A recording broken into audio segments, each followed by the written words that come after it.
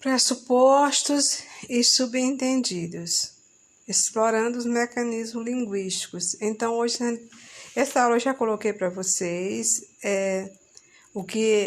sobre isso, um vídeo, o que é pressuposto e o que é subentendido, que são informações implícitas num texto. Mas vamos ver qual é a diferença entre um. Diz o seguinte: as vozes do texto.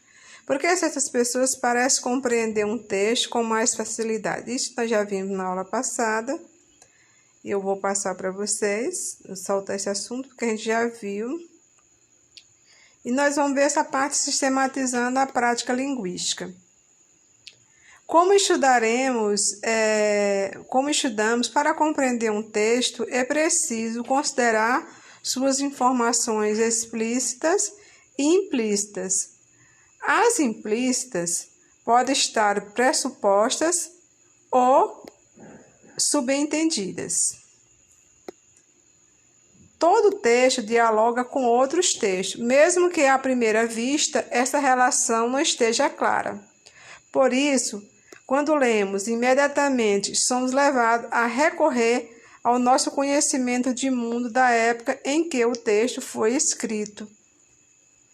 Eu vou ver agora, vamos ver o que é os pressupostos.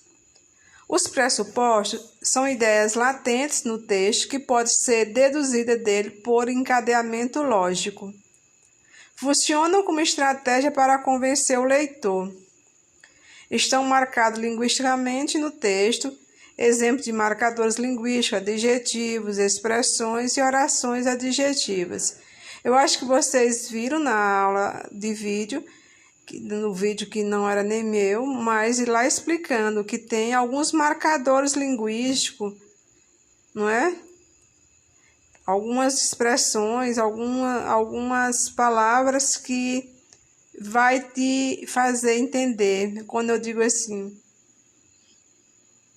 ela neste momento está professora, então significa dizer que em outro momento ela não era. Então, existem esses marcadores linguísticos que você identifica, você deduz algo no passado dessa pessoa.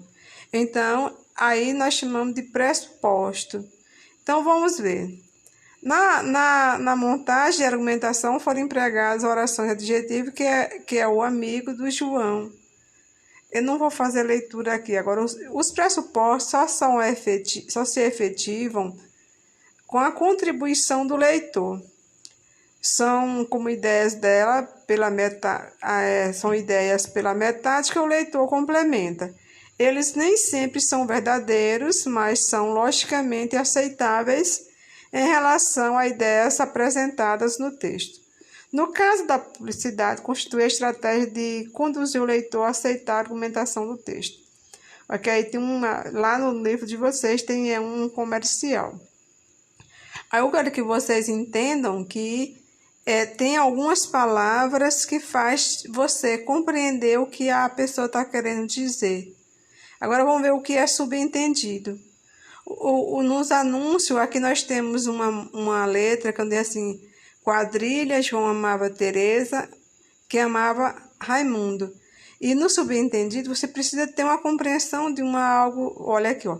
No anúncio, há referência a um poema de Carlos Drummond, que amava Maria, que amava Joaquim, que amava Lili, que não amava ninguém.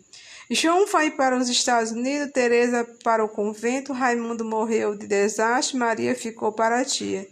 Joaquim suicidou e Lili casou com João Pinto Fernandes, que não tinha entrado na história.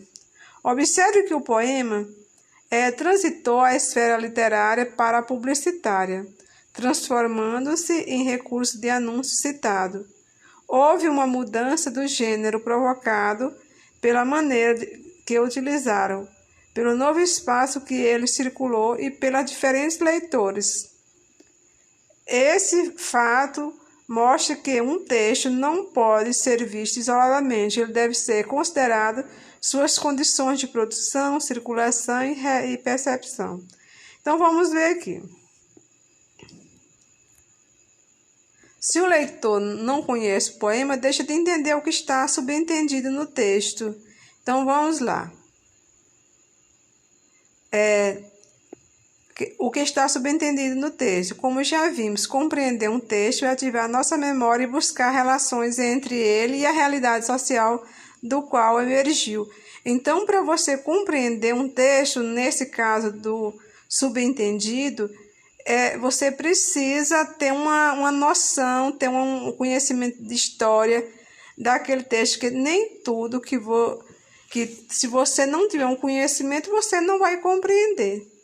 Então, aqui diz que subentendido são informações implícitas escondidas atrás do sentido literal das palavras. Funciona como estratégia de não comprometimento do enunciador, pois são imprecisos e sugerem se dizer. Então, para você compreender esse texto, você tem que ter uma compreensão do contexto do texto, do contexto histórico. Quadrilha, João amava Teresa, que amava. E vocês conhecem, sabem que também quadrilha, vocês sabem o que significa quadrilha. Eu me refiro à quadrilha de São João, por exemplo, por isso que o título do texto foi chamado de quadrilha, porque vocês sabem que nas festas de São João fica aquela troca de pares. Então, esse poema possivelmente houve essas trocas de pares. Essa a compreensão que você pode ser feita nesse texto. Hoje eu vou marcar uma atividade para vocês, que está no final do livro, a página do livro, que é em atividade, vou marcar lá, que é essa atividade aqui. Depois eu corrijo e mando para vocês. São questões que vocês veem que aí tem questão do Enem, e é sobre essa ideia aí do subentendido e do pressuposto. E nós vamos estudar o que nós estamos estudando sobre isso, que são essas palavras implícitas que estão num texto e que o pressuposto, para você compreender o texto, porque nem tudo está dito, está implícito, mas tem alguns marcadores linguísticos que dá para você identificar o que é que o texto quis dizer. Já o subentendido é diferente, porque você precisa ter um conhecimento de fora do texto para compreender aquele texto. Bom, gente, nossa aula termina por aqui. Tenham todos um bom dia.